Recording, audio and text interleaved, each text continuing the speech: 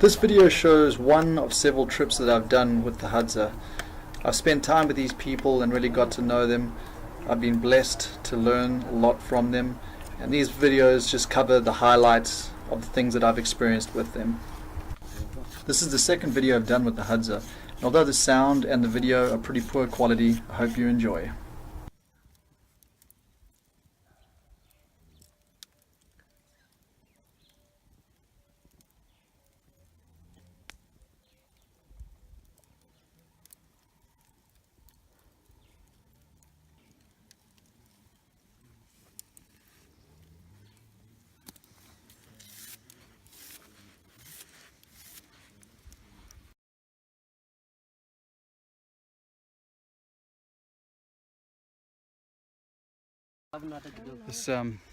We've been running in such harsh terrain, trying to get after these baboons, and they managed to get one down, thank goodness, but the dog's taking a toll.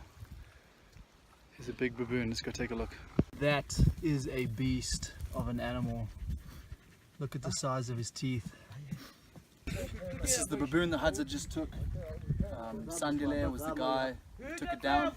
Look at the size of those canines. That's my thumb. I don't have the smallest hands in the world. This is a big animal. So the dogs chase it into the tree. He stays in the tree, he won't come down, and that's when they put the arrow in him. But unfortunately, he got to the dog first. The dog's been bitten around the neck, bleeding profusely. I'm not so sure he's going to make it, but it's all part of life here. You know, it's tough to see the dog suffer, but that's a lot of food. And second dog seriously injured. That is a deep gash. I could fit my thumb in there easily. It's just hard to see the abuse these dogs take, but this dog attacked the baboon of its own accord. We were off gonna go and try and hunt pigs, and the dog went after the baboons. We rushed back, so it is what it is. Just went and found the second baboon that was hit, so that's two that were ambushed in that hunt. And unfortunately, the dog that got attacked has died. He died pretty short after getting attacked, probably 30 minutes. He lost a lot of blood. Looks like the baboon got him right on the carotid artery. But yeah, sad, but this is the way of life for them. There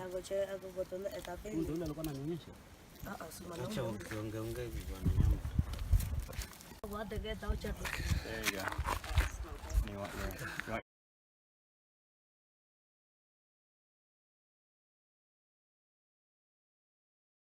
I don't know if you can hear all the bees. There, you can see them there. Ton of African killer bees. There's a hive right behind this tree. Let's see, I think, yeah, there's one guy, he's digging in for some honey. Let me move around the tree.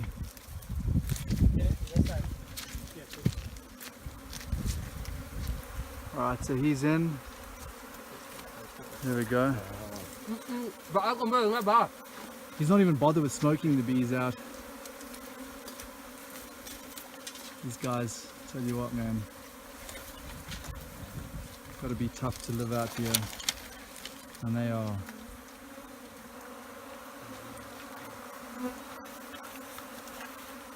I'm immersed in the bees right now myself, but it's funny enough, they're not really stinging. So I just finished our baboon hunt, grabbing some energy on the road. Look at that. African killer bees. For anyone that's allergic, this would be in a very, very dangerous position right now.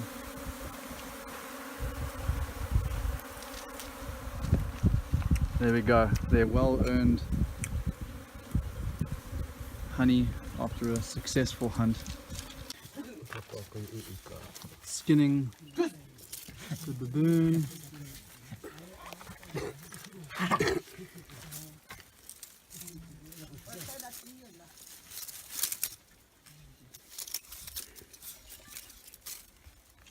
This is the elderly man, the mzee, Mutana mzee. Unafanya nini? Tunatoa uchafu wa tumbo. Kwa tumbo. He's cleaning out all the stomach contents from the stomach and the intestine, as they will eat the stomach and the intestine. So they just remove all of that foul, rancid contents, which smells just lovely standing right here. And yeah, so they utilize almost every single part of the animal. It's pretty spectacular. Then over there you've got the skinned baboon. This is the baboon skin, all staked out, stretching and drying. What they typically will use the baboon skin for is kind of like a cape, and it acts as camouflage. So they'll kind of wrap themselves around their body like a cape, and they say it camouflages them from other animals. This is the baboon meat that they're busy sun drying, and this over here is actually the baboon skins from previous baboons that they've hunted, and they simply use the hides as camouflage. It does protect them from the acacia thorns in this area, which is pretty important because those things get you all the time, as well as they say as camouflage. The baboon is their most sort of sacred animal to hunt. They love the meat more than any other animal, so it's very important for them to have these. I was harvested the other day, eating all of the meat from the head, the cheeks. I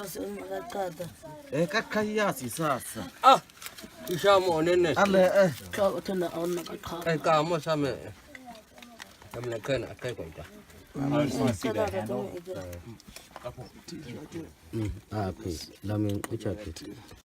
There we go. You've got the baboon. They've just eaten the brains, which they love. Oh yeah, I mean, Got the jawbone, the lower jaw. Big feast, big feast. Safi sana, chakula kizuri.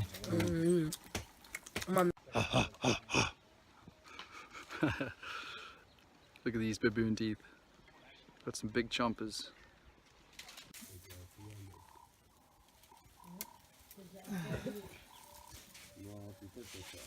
You can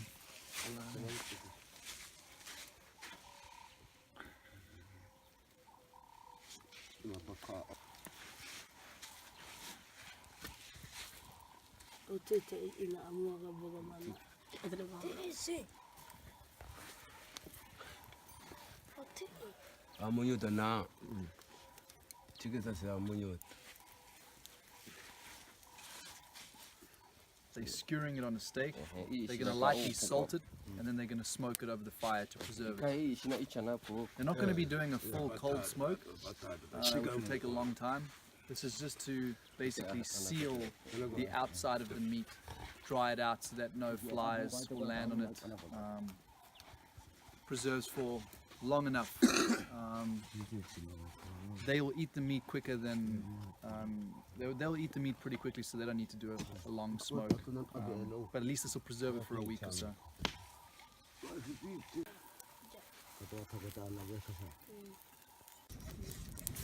oh, like or MSG drink, like MSG drink. So here they are putting the tail from the baboons that were hunted on one of the bows, and newly made bows for decoration.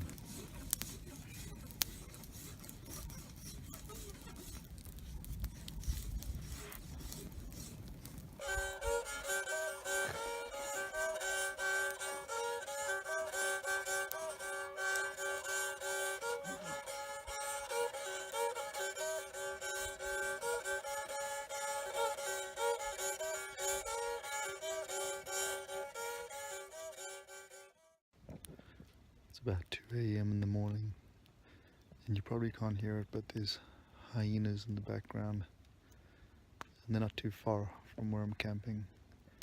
So just got to keep the fire going, keep my knife by my side.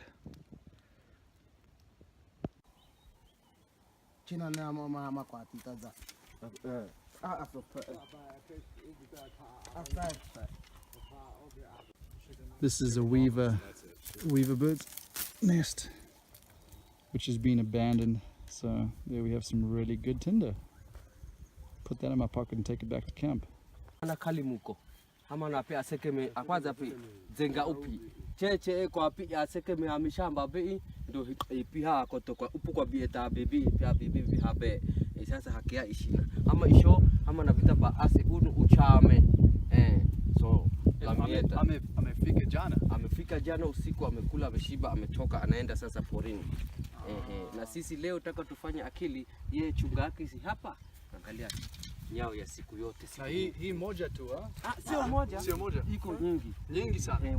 Unaona angalia hii mguu. Wote ni kubwa sana. Ni kubwa sana. Wangapi? Wengi sana. So right here is what they call the tandala, which is the kudu. One of the biggest deer or buck around the area, and there's not just one of them walking through, there's actually many. So we're out in the morning hunt to kind of suss out where these kudu have been moving. And right now this is a Datoga farm. They're growing corn, and like most deer or buck around the world, they love corn, so they've been frequenting this field. And the chief was just busy telling me what they've been doing. They've been traveling from that direction, coming on through, and then they head down into the valley. So I think his plan is to put up a blind in this area and come out and see if we can ambush these kudu at a later stage. But that's an amazing animal to get because they are huge. A lot of food, a lot of raw hide to use, a lot of sinew, everything they need. Check it out, as fresh as can be. Kudu dung that literally is leaving a moisture on his skin. It is so fresh. So this has been this early this morning. Awesome. Just for the Hadza stealing a watermelon from the Datoga. They grow watermelon and corn out here. So here they go.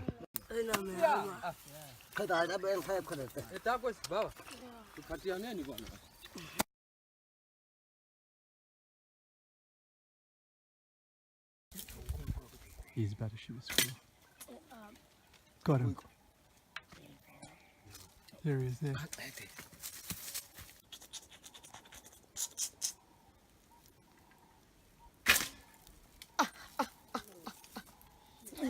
Oh, you got it. Umepata? Umepiga? Nimepata lakini haijaumia. You can't see, there's a bush baby right at the top there. He hit it, but it's not falling down.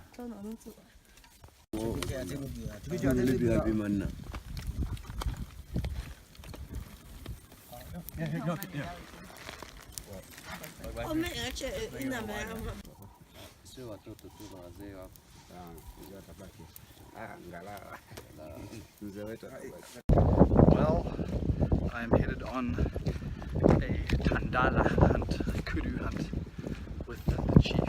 Just me and the chief. I'm sorry about the wind if you can't hear too well, but talking as I'm walking. I feel so honored for the chief to invite me to sit in a blind with him tonight on this hunt for the kudu, which is a very big buck or deer here in Africa. So I've got a poison tipped arrow, we've got our blinds are prepared, and we're going to go and sit in them all night long.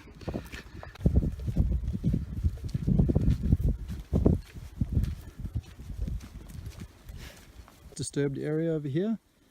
This is where the kudu have been walking. You can see that area up there, the clearing. It's a slight trail, slight game trail.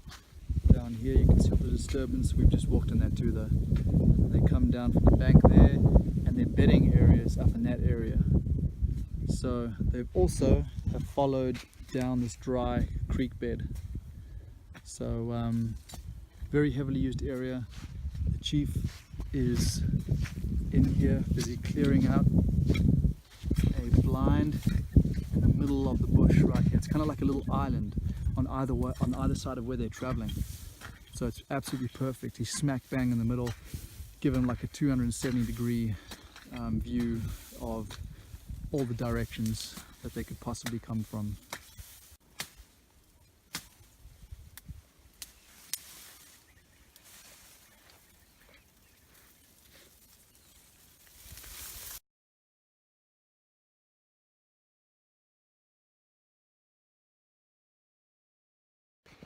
What a night on the hike back to the village. Wow, so we got into our blind as the sun was setting, and we stayed in the blind till about sort of 2 a.m. We were both taking a rest, but I couldn't sleep. Woke up to a huge kudu towering over us. I kid you not, it was unbelievable. The unfortunate thing is that there was absolutely no time to grab the bow, because he had already spotted me as I moved when I noticed that he was there. He eyed us for a while, 10 yards away, 10 yards. And then he made a big and then bolted. So, man, there's a lot of them around. So then we moved to a different blind because we knew he probably wasn't going to come back to that one. And unfortunately there was no luck there. There is a lot of kudu in this area, big family. And it's just all about time. Just got to keep coming back, put in the time, and we'll get one. But that was, what an adrenaline rush to see such a large animal that close. Huge horns. Yeah, had a good, I mean, that at that distance it was easy to see him, you know, even though it was a pretty dark night. Lots of hyenas in the distance. Yeah, good night. So this is the baobab tree Chief's chopping into during the dry season, when the water is really scarce. What they'll do is they'll chop pieces of the wood off of the baobab tree and suck out the moisture. Moisture is stored inside the baobab tree, inside the wood. So it's pretty saturated, and this will keep them going in tough times.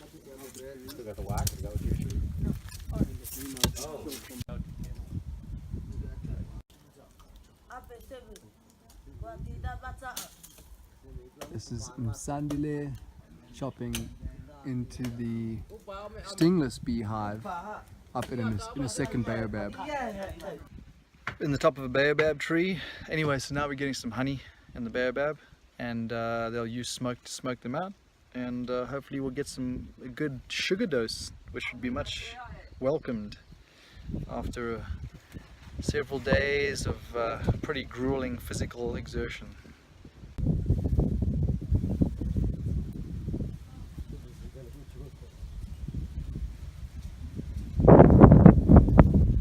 Just handed up a smoking coal from the fire. He's put it into the hive, smoking the bees out.